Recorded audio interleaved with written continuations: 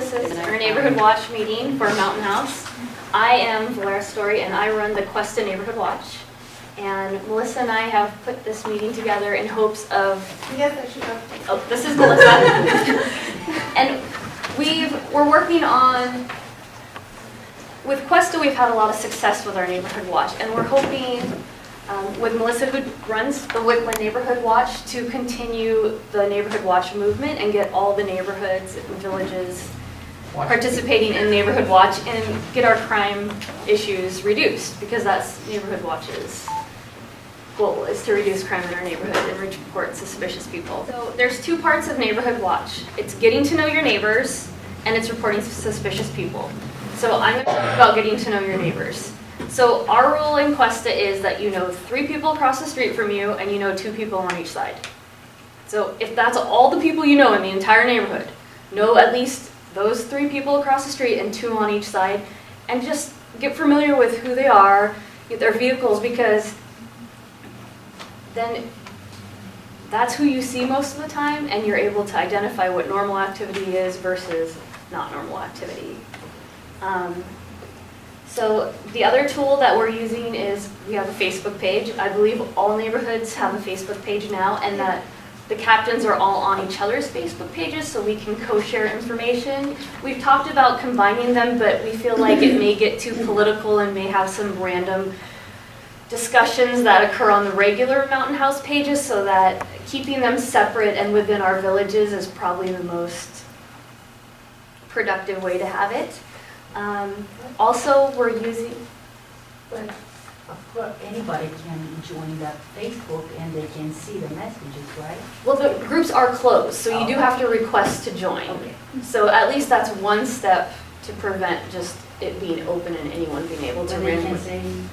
I've provided a way to make anonymous reports on the flyer, and if you didn't get one, I'll make sure you get one at the end of this meeting. So there is a way for you to anonymously report things, so you don't have to worry about that. The other resource that we're using in Cuesta is a private site called Nextdoor. And with Cuesta, we have 52 members. I believe there's about 300 members with all of Mountain House. And that resource is another tool that people can use who don't use Facebook. And that lets us communicate within our neighborhoods. You can get an app on your phone. It lights up with anything, when anything happens. You can post it also go to your email.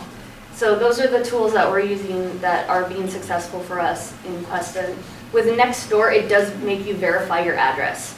And so if I have you registered as a Neighborhood Watch person, I can verify as a captain, but otherwise you do have to either request a postcard, have them call your phone. There's a number of different ways for them to verify your address, and that makes that more secure.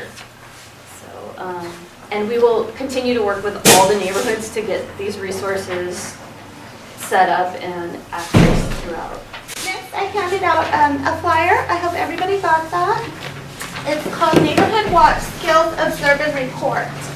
And that's mainly, other than just getting to know our neighbors and making sure that we're all connected, a lot of it is just observing and reporting. So if you see something out of place, you need to call it in and report it. I've listed a couple ways at the top. You can call it in to the emergency number. You can call it into the non-emergency number if it's not an emergency, if it's a suspicious person or something like that. You don't need to call 911, but you do need to call it in. There's an online reporting if you have another concern. The email address is right here. There's a text and report if you're walking around, say you're out walking your dog and you feel uncomfortable, you can text it in right there. This person is suspicious, they're in my neighborhood, they're by my home, they don't belong here, here's a description of what they look like. And observation skills are the most important thing. You need to observe the physical setting. And I've put some specifics on there. The location, the time of day, the day of week. You need to observe all that and keep track of it. People, what do they look like? Height, weight, ethnicity, gender, etc. How many are there? Specific items, what is important? Routines. Did you notice any reoccurring patterns or routines? How often do they reoccur? Who is involved? While observing people, look for things that cannot be changed, like skin color, eye color, tattoos, scars, moles, height, and weight. Properly observing vehicles is similar to observing individuals. You always begin with the basics, such as make and model of vehicle. To remember license plate, take a picture with your cell phone or write it down. Although a partial license plate with a vehicle description can be helpful, if possible, take a picture with your cell phone. What is suspicious activity or a suspicious person? A lot of times people have that question in our neighborhood. They either don't want to report something because they're worried it's not worth reporting, it's no big deal, or, you know, a lot of different situations. So a stranger loitering in your neighborhood or a vehicle cruising streets repeatedly, someone peering into car windows, a high volume of traffic going to and from homes on a daily basis, someone loitering around schools, parks, or a secluded area, strange odors coming from a house, building, or vehicle, open or broken doors, windows to a closed business or unoccupied residence, someone tampering with electrical, gas, or sewer systems without an identifiable company vehicle or uniform, persons arriving or leaving from homes or businesses at unusual hours, multiple persons who appear to be working in unison or exhibiting any suspicious behaviors, and we've had that happen in this neighborhood where there's been a U-Haul in a driveway and they've took off with everything in the person's home while they were on vacation. So if you know your neighbor's on vacation, you need to call it in if you see a U-Haul or anything like that there. And signs of forced entry or tampering with security or safety systems, anything that really stands out as out of the ordinary. People often call to fail and report because they are not aware of what is considered a suspicious activity. Others may notice suspicious activity and hesitate to call for fear of being labeled a nosy neighbor. Still others take it for granted that someone else has already called. Always report suspicious activity and all crimes. The police don't know unless they're reported. So, share with the community after you've made your report, share it with your group if you feel comfortable. If you don't, keep it to yourself, but make sure you call things in because that's what gets us having more police coverage, and that's important. It's important to know your neighbors, try to know your immediate neighbors, and stay connected with your watch group. So, I hope this was helpful, and if anybody didn't get a flyer, you can meet me at the back and get one at the end. Thank you very much. Thank you. These are the crime stats for Mountain House, and if you go to the San Joaquin Police Blotter, there's actually a pull-down menu, and it gives you all this information. So this is all of February's information. Some of it's last year's, but I'm just going to go over the major calls and reports that we had, and then if anyone wants to further look at this information, it's available, and I'll have it electronically for anyone. Our big calls in the month of February was suspicious people at 33 calls, and it turned into 3 actual reports. We had 21 disturbing the peace calls, and it seems like we had a number of calls in Wickland, that repeated calls in Wickland. The next was animal. We always get a lot of animal calls. At 16, we had property damage of 6, document fraud of 6, and theft at 4. I know in Cuesta last month we had 3 break-ins, 2 to residential and 1 to one of the model homes office. And they stole the plants out of the backyard from the model. Like they climbed over the fence, broke into the office, and stole plants and rugs and outdoor stuff. In the middle of the rain. It's the oddest thing when we were talking to the salespeople about what people deem necessary to steal. But, so the good thing is we have lots of suspicious calls, and that does give the police an opportunity to stop and find out if they should be here or not. If you're not sure, just call it in, they'll figure it out. It's not our job. So, but it is our job to call it in if you think anything is suspicious.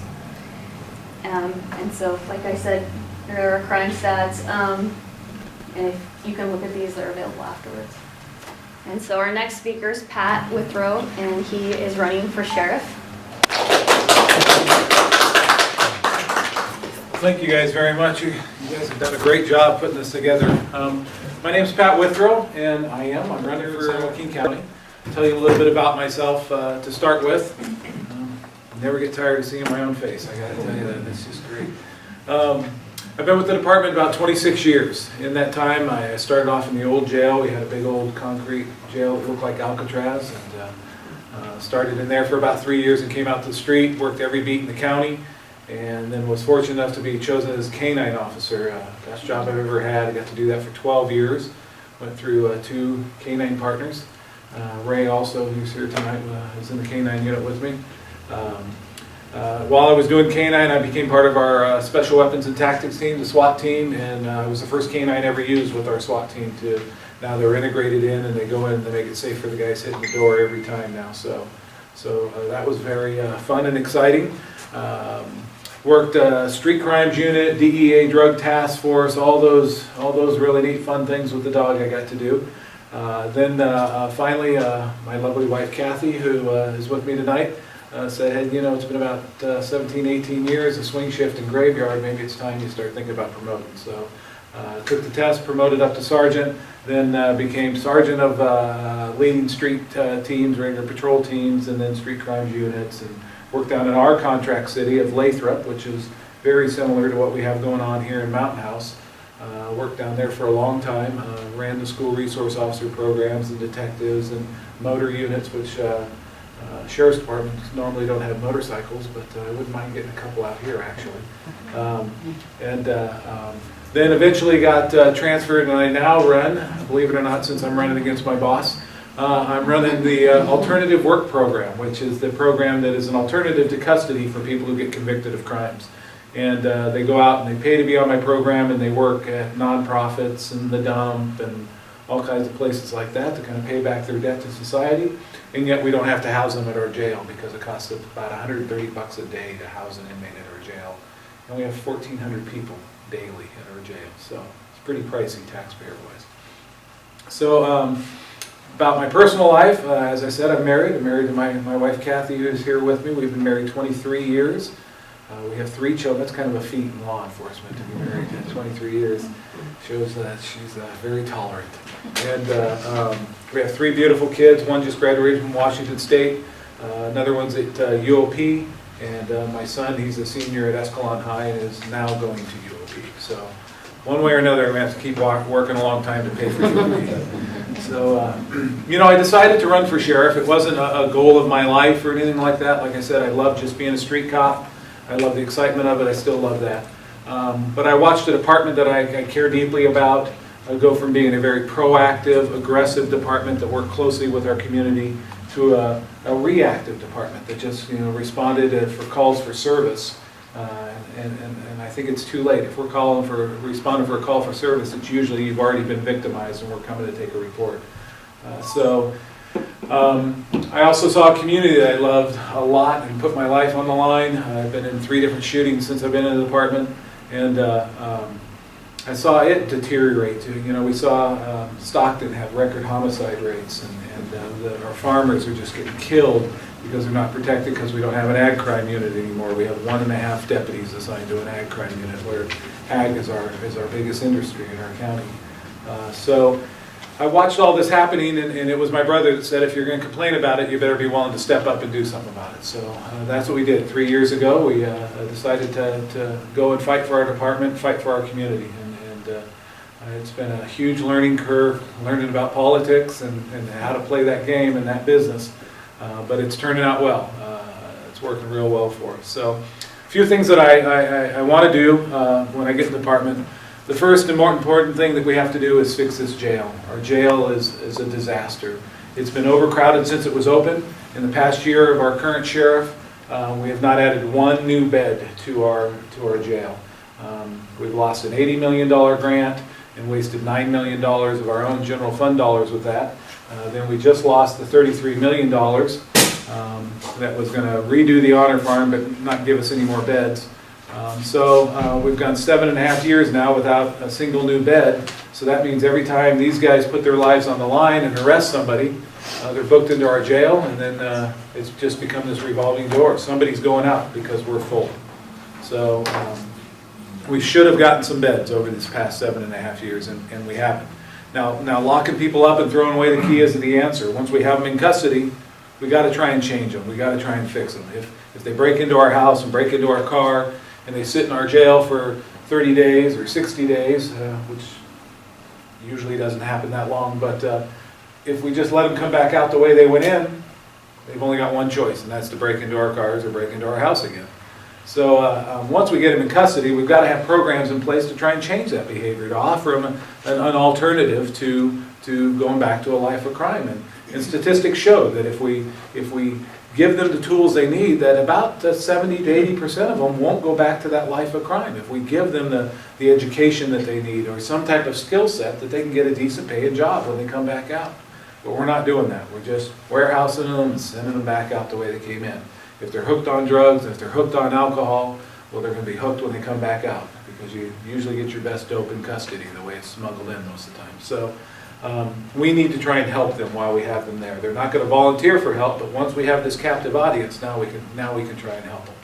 So the other thing we need to do is get more officers out on the street. We don't have the finances right now to hire a bunch more cops. We've got a bunch of openings. We've only got about 105 deputies out assigned to patrol. 1/5 of them, 21 of them, are assigned to specialized units. Now, I'm all in favor of specialized units. They're great, but we have to do the basics first. We have to do basic law enforcement, protect our citizens, before we can do all the other fun Gucci stuff, like, you know, having special gang units and working with Stockton and all that type of stuff. Those are great, we need those, but we need to do the basics first, and that's keeping them from breaking into our cars and breaking into our houses and victimizing our citizens. So, and we need to get a lot more guys out of our office. We got a lot of guys behind the desk. You know, we get paid a decent wage, and so if you got a badge, you got a gun, you got a vest, you're going to get back in the game with me. You know, we're going to get as many people out that are in the office right now. They're going to be back out rolling around in cars, and we're going to get our detectives a lot more involved than they are now too, instead of working Monday through Friday 8 to 5. So it's your guys' taxpayers' money that's paying us, and we're going to go out and earn it. Third thing we need to do is get back in our schools. We virtually eliminated our school resource officers. We're down to one, and that's at Franklin, and that's because Franklin pays half his salary. Well, the smart thing to do is stop these guys before they go down that path in the first place. That's the fiscally smart thing to do. We need to be there for our kids. We used to have a very aggressive school resource officer program and community resource officer programs, and when we did that, we were volunteering our time and playing basketball with the kids after school, or flag football, or just hanging out with them when their parents got home, and gave them alternatives to hanging out on the street and running with gangs or slinging dope. And when we did that, when we had it up and running good, we went 3 years in San Joaquin County without a gang homicide. It's just amazing, 3 years. So it's proven to work. It can't be the first thing you cut when tough times come. So the last thing, and it seems to be a big thing, I was never really a gun guy. I wasn't a hunter. First time I ever shot a gun is when I went to the police academy. Unfortunately, I've had to shoot it several times since. But I believe people have the right to protect themselves. You know, I believe that if you're a good moral character, you're a good citizen, and you don't have any criminal history that's keeping you from having it, or mental problems, then you should have the right to carry a firearm to protect yourself and your neighbors. Now, we don't want everybody in the world walking around packing guns. It's not fun, it's not comfortable, it's hard to do, and it's a lot of liability for the people who do it. But people who are willing to do that, to step up and protect our neighbors, the statistics show that bad guys are basically lazy and cowards, and they're going to go where it's easy to victimize our citizens. And if we all stand together, they're not going to come here and victimize us, because we're going to stand up for ourselves. And that's basically what Neighborhood Watch is all about. It's standing up for each other. It's watching out for each other. You guys hit on so many good points when you were speaking about what to look for. And I always say, you know, listen to that little voice in your head. If it doesn't look right, it probably isn't. If something says, what's that guy doing? He's probably doing something he shouldn't do. 99% of the time, he's probably doing something he shouldn't do. If he's okay, and we don't mind a bit showing up and checking guys out. We get to meet somebody new. If they're local and we didn't know them in the first place, we get to meet them. If they're doing something wrong, then it's great, because we want that info. There's nothing more frustrating for us as officers to have to respond and miss the guy, and so we go, oh geez, I saw him. I should have said something. Yeah, geez, we love to catch bad guys. And we don't mind, you know, breaking a bunch of eggs, and everything's okay to get that one bad guy, you know. So please call, like they were talking about. Everything matters. Be safe though. if you know, now we all have cameras and everybody wants to get a picture of those type of things, and that's great if you can, but the biggest thing is being safe. Whatever you can remember about what you see is the best thing. Be a good witness. I always liked, and I'm sure Ray was the same way, I always liked just a special little detail on a car. If you can't get a license plate, some special little bumper sticker or something on it. Something for me to look for. As you know, you tell me I got a blue car. It was a small blue car, but it had a bumper sticker in the lower right-hand corner. Well, now every time I see a blue car with a lower bumper sticker on it, now I can take a look and see these guys look like they belong or not. So little things like that really help us. The more information you can get, you know, it's great, obviously, everything. But it's all about watching out for each other and taking care of each other. And we've got to get back to the way it used to be, where neighbors took care of neighbors, and we got to know our neighbors. And I know it's tough with everybody, you know, having to travel because they work or commute or single-parent families and all that type of stuff. But we're going to have a high school opening up here soon, and I got to think it's going to go off the hook when that happens. You know, it's kids will be kids. I know how I was in high school, and it's going to get rowdy. It's going to get rowdy on our streets, and that's usually the biggest complaint we get is you know, driving complaints and speeding, and I'm a fast driver myself, and but we got to make it safe for our kids in our neighborhoods, and we just don't think that way when we're young. So we need to really increase the patrols that we have out here. And this is my philosophy on that. You guys are a community service district out here, as you know, and you pay extra taxes for that. Well, I believe the sheriff has a responsibility to provide you protection. Aside from your community service dollars that you pay, we have a responsibility and obligation to protect you out here. So you should have a baseline service out here that you're not paying extra for. And now that's community service dollars that you are willing to pay extra, that should get you over and above what your baseline is. So I think your baseline would be your 1 deputies on your shifts like you have right now, but then we take that community service dollars and we add to that. So that's the way I'm going to approach it as sheriff. That's the way I think is fair and the way it should be. You all pay your regular taxes throughout our county, and everybody else gets protection with those monies. They're not paying extra money. I can tell you Marana's getting a heck of a lot of protection, and they're not paying any extra service money for that. So I think everybody needs to start being treated equally through our county and not just chosen pockets that get a lot of protection. No, we need to spread that wealth, and the way you protect an entire county is to treat everybody equally, and everybody gets that equal protection. And I always describe it as, you know, if you see a cockroach on your counter and you smash that cockroach, well, that's fine for right there, but there's a nest somewhere in that house. And we need to find those nests, and that's how we root this out. So, yes, ma'am. You talk about protecting us. Well, I think we're more concerned for our children. I know for a fact at Woodland Park there's a lot of drug activity. Right. My son is currently in a group home because of it. I'd like to know what's being done about that. Well, I can't answer what's being done right now about it. I can answer how I would approach it as having worked on the streets and worked in DEA drug task force and things like that, and run our school resource officers. It's pretty tough if you have 1 deputy a shift rolling around right now to have an aggressive type of program to go after that. What they need to have is they need to have groups of officers behind the scenes that when our deputy identifies a problem like Woodland Park, then we have a group of guys in unmarks that can come in and start sitting and watching people, and the way you start picking them off is as they drive away. You catch them down the street, you find a reason to stop them. Now you find out they're on probation or parole. Now you search their car, you find your dope. You start rolling them back. Now they don't want to go to jail, so you start playing let's make a deal. They're going to tell where you're buying your dope. Now we got guys sitting on the house that's selling the dope, and it just snowballs. That's just good old-fashioned basic law enforcement. But we're not doing that now. We're doing the best we can because we have, you know, 1 guy rolling around in a car at a shift, and that's not always the safest thing for him. You know, his backup could be a long ways away. So when it comes to pulling down a carload of bangers or something like that, you know, he really has to pick his time and his position, because if he gets injured, it doesn't do anybody else good. You know, so that's the way I'm going to approach it with our community cars and our cars that are assigned to areas like this, is that we're going to have reaction teams behind them. And these guys will be rolling around, so as soon as they identify a problem, they'll be kind of the lead on it. and they'll get that group together and go, okay, this is what I got so far. And then they'll pick it up and take it from there, and he can handle his regular routine patrol. So we'll attack it that way.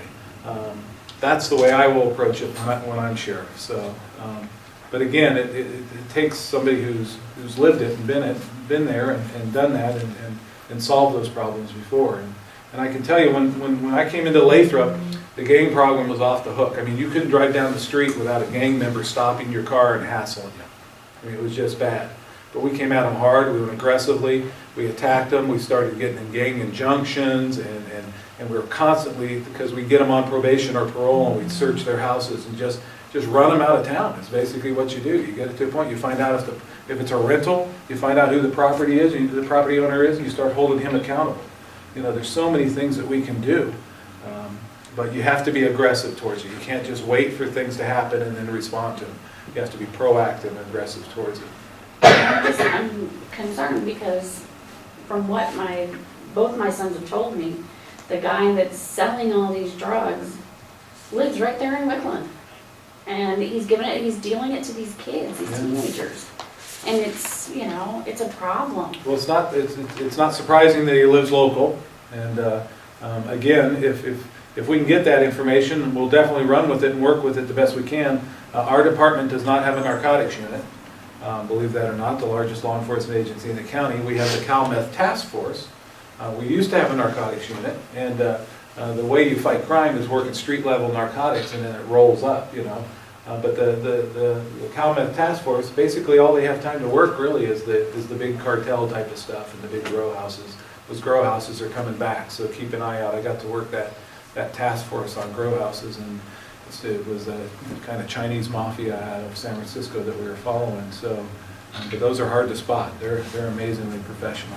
Yes, you said something interesting. You're talking about Mountain House. If it didn't pay the special taxes for public safety, we would still have a baseline rural deputy.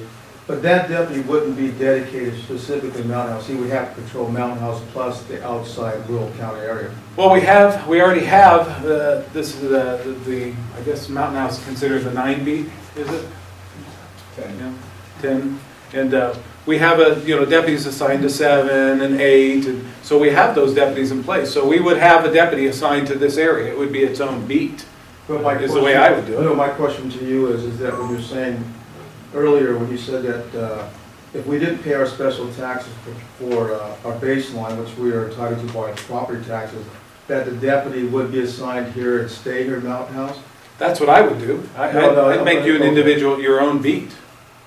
But that's without, no, because what I'm trying to go back to what you said earlier when you said that we're paying special taxes too, which is for additional, for public safety, that we're paying. If we didn't pay that and we just elected to go with rural deputy service, we would still have one deputy dedicated just for Mountain House and wouldn't leave Mountain House. Yes, that's what I'm saying I would do. That would be my Mountain House. We have deputies assigned to each beat throughout the county, right? 1, 2 up by Lockford and Clements, East Stockton, wherever, and I would have Mountain House as its own beat. I don't know. No. I don't know if they were their own beat so if before. we're paying special taxes again, did you put 2 deputies? Yes. And so we would pick up that cost with the second deputy? I wouldn't. As I said, I think you have a base coverage that you already pay for with your regular taxes. That would be your one deputy. And then you pay this special tax that should give you extra coverage. Because my understanding was that, because we looked at the rural service deputy, if we didn't pay the special